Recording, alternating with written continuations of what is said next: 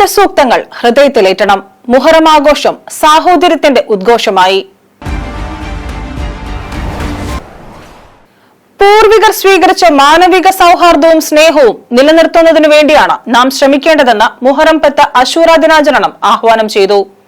സൂഫി Islamic board Kerala state കമ്മിറ്റിയും മൗലായത് Markaz Ajmer national കമ്മിറ്റിയും സംയുക്തമായി തൃശൂർ ചാവക്കാട് കടപ്പുറം തൊട്ടാപ്പിലാണ് സമ്മേളനം നടത്തിയത്.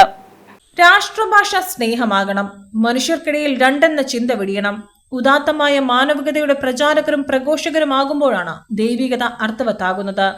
സമ്മേളനത്തിൽ മുഖ്യ പ്രഭാഷണം നടത്തിയ സ്വാമി സാധു കൃഷ്ണാനന്ദ സരസ്വതി മഹാരാജ് പറഞ്ഞു, ഓരോ രീതിയിലുള്ള ആചാരനിഷ്ഠകൾ, പക്ഷെ എല്ലാം ചെന്നെത്തുന്നത് എവിടേക്കാണ്?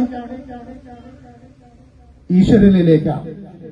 അതിനെ അംഗീകരിക്കാനും അതിനെ സ്നേഹിക്കാനും പരസ്പര ധാരണയോടെ എന്റെ വിശ്വാസവും നിന്റെ വിശ്വാസവും അവന്റെ വിശ്വാസവും എല്ലാം ഒന്നിച്ചു ചേർന്ന് സന്തോഷത്തോടുകൂടി ജീവിക്കുന്ന ഒരു സാഹചര്യം ഉണ്ടാവണ്ടേ? അങ്ങനെയുണ്ടെങ്കിലല്ലേ ഈശ്വരൻ പ്രസാദിക്കുകയുള്ളൂ.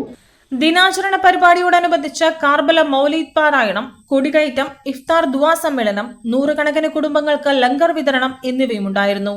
ചടങ്ങിൽ സ്റ്റേറ്റ് പ്രസിഡന്റ് സയ്യിദ് അബ്ദുള്ളക്കോയ ജിഫ്രി തങ്ങൾ അധ്യക്ഷനായി. തൃശൂർ ജില്ലാ മുൻ ഖാളി സയ്യിദ് അലി അൽ ഹൈദ്രൂസി തങ്ങൾ ഉദ്ഘാടനം നിർവഹിച്ചു.